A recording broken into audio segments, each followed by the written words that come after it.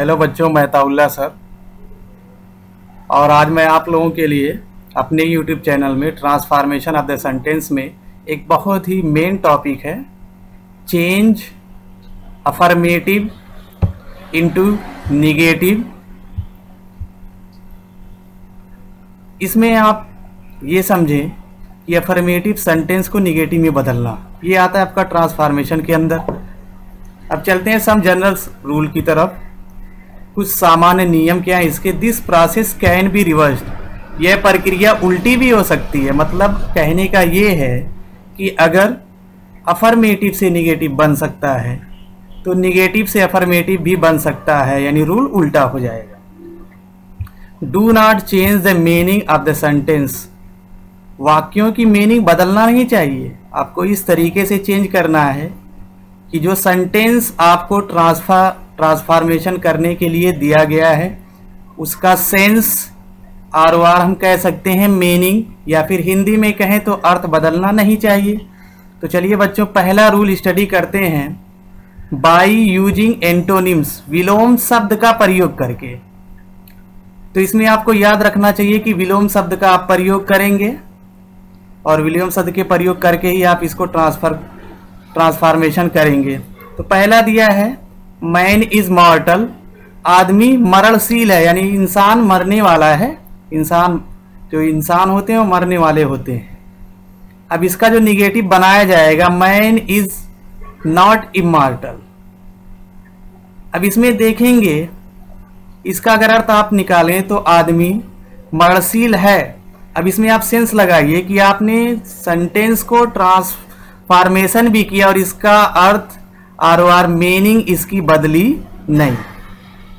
अब यहाँ पे आप देखेंगे मॉर्टल का जो एंटोनिम्स या विलोम शब्द जो होता है वह इमॉर्टल होता है।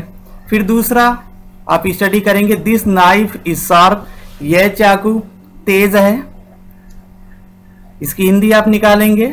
फिर इसका निगेटिव में जब आप चेंज करेंगे तो this knife is not blunt, यह चाकू धारहीन नहीं है। अर्थात कहने का मतलब यह है कि यह चाकू तेज है। तो आपने देखा बच्चों, आपने किस तरीके से ट्रांसफर किया सेंटेंस को निगेटिव में, और इसका अर्थ और मीनिंग भी बदलने चेंज होने नहीं पाई है। अब यहाँ पे इंस्ट्रक्शन आपको बताया गया antonyms of sharp is blunt, जो अभी आप यूज कर चुके हैं। फिर चलते हैं बच्चों सेकंड रूल की तरफ। सेकंड रूल आपका ये कह रहा है कि बाय यूजिंग फेल टू या मिस टू, तो इसका रूल है सब्जेक्ट प्लस वर्ब। ब्रैकेट के अंदर दिया गया टेंस की हेल्पिंग वर्ब, मतलब ये है कि जिस टेंस में होगा उसकी आप हेल्पिंग वर्ड लगाएंगे, जैसे इज, एम, आर, डू या डज, वाज या वेयर, शैल या विल, डिड आदि। फिर उसके बाद not plus fail plus two plus sentence verb plus other. Sentence verb क्या है, ये ऑलरेडी सेंटेंस में दिया रहेगा। चलिए अब समझते हैं कि एग्जाम्पल के थ्रू।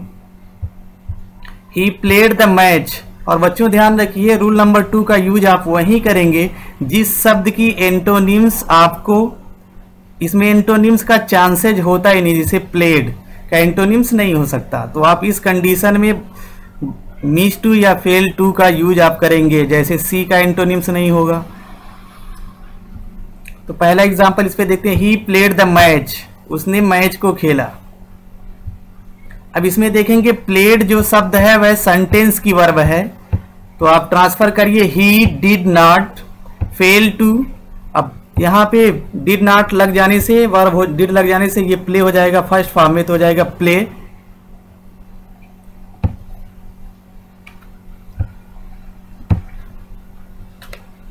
प्ले मैच तो हो जाएगा he did not fail to play match. ये आपका ट्रांसफर हो गया और इसका सेंस भी नहीं बदला। अब इसमें आपको बच्चों दिया गया है प्रैक्टिस एक्सरसाइज, जो प्रैक्टिस एक्सरसाइज आपके लिए बहुत ही महत्वपूर्ण है, और आप लोगों से रिक्वेस्ट है कि इसका पार्ट 2 भी बहुत जल्द आपके सामने मैं शो करने वाला हूं, और I hope that you can do it and this will be possible by Ataullah sir. Thank you very much and I request all the students please subscribe my channel and share this channel. So thank you very much to all the students.